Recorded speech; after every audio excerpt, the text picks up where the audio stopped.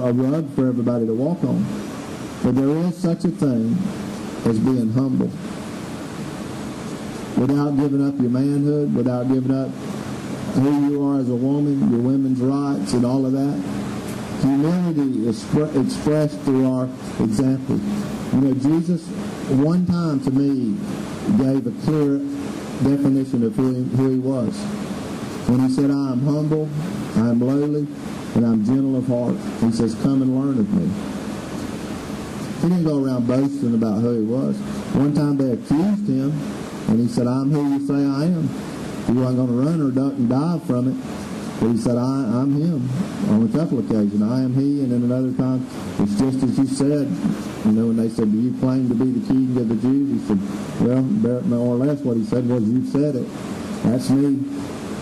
And so if we keep those things in mind, is to, here it says, he has showed you, O man, what is good. And what does the Lord require of you is to act justly. In other words, let's put that justice. And I'm not talking about we become judge, jury, the whole 9 yards, but justly in a right manner. That judge, it was a stern deal, but he showed justice in a right manner.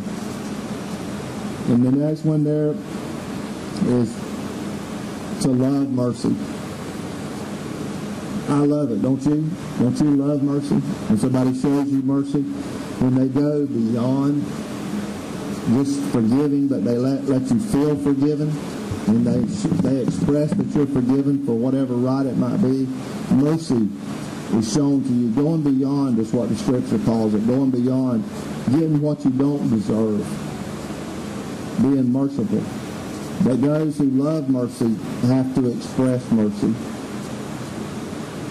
It's going to come our turn to give out some of it as well.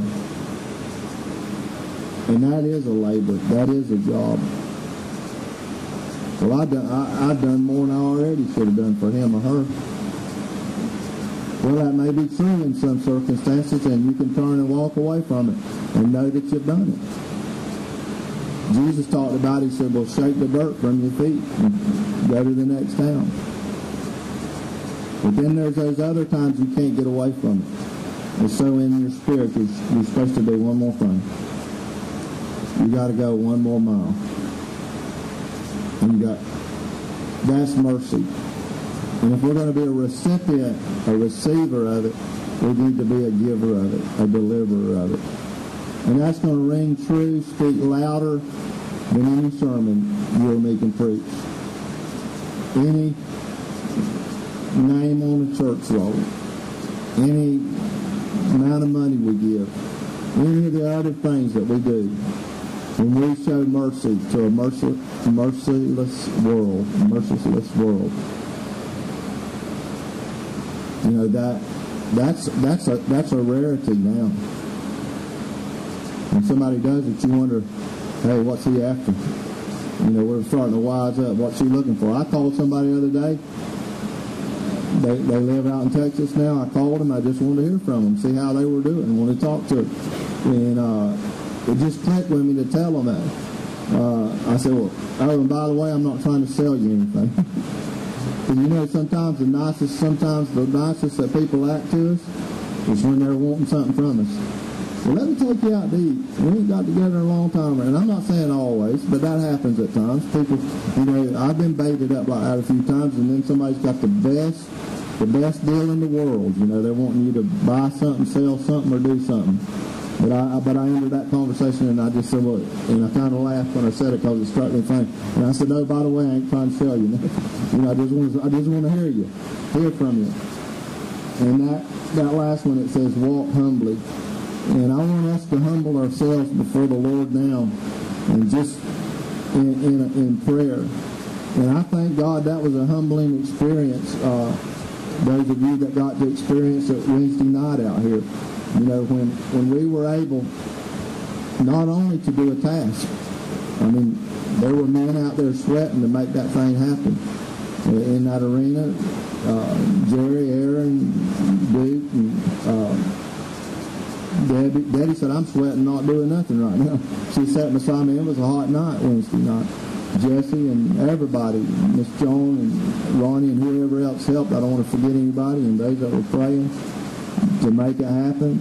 But we ended up having just a time of sharing and giving out, several Bibles, and we prayed, and we had some fellows that were bold enough to stand up that wanted to recommit or to commit their lives to the Lord. A lady came around, prayed for a couple of people, give out a prophetic word in two different situations, and she said she thought I didn't know her. I called her before she left, and I didn't know one of her sons was one that had been coming out here for a long time. And I asked somebody, I said, who is that woman? I said, I don't know who she is. And I was keeping my eye on her, and I seen her when she got about where Will sat, and I called her, and I said, excuse me, I want to stop you and tell you thank you for being here, and thank you for that prayer, because she came up to me and she prayed.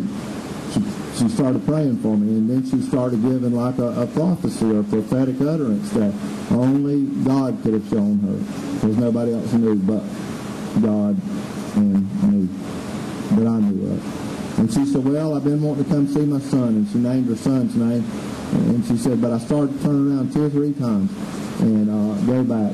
But not only, I found out too, Aaron wouldn't mind me telling her this, but Aaron knew her. Aaron recognized her, and she didn't know the work that God's done in Aaron's life, and he didn't know the work that God had done in her life, because they hadn't seen each other in a number of years and wasn't even sure that was her to start with. But he got ministered to by her.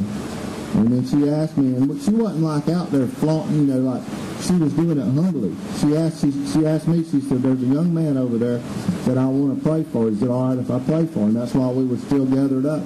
And I said, if it's okay with him, because I felt like he ought to have the right to say yea or nay. And she said, well, I know him and I think it'll be all right. But yet she was humble enough to ask. And she went over there and prayed for that young man. And I don't know the details, of all of that. But, that's our job instructions as believers, is to get out there and go with it. And be here and go with it. Encourage one another. This is our family right here. And we got to build one another up rather than tear one another down.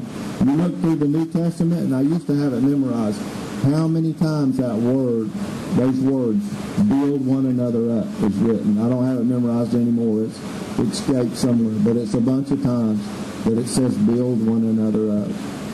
It verse after verse, it's build one another up.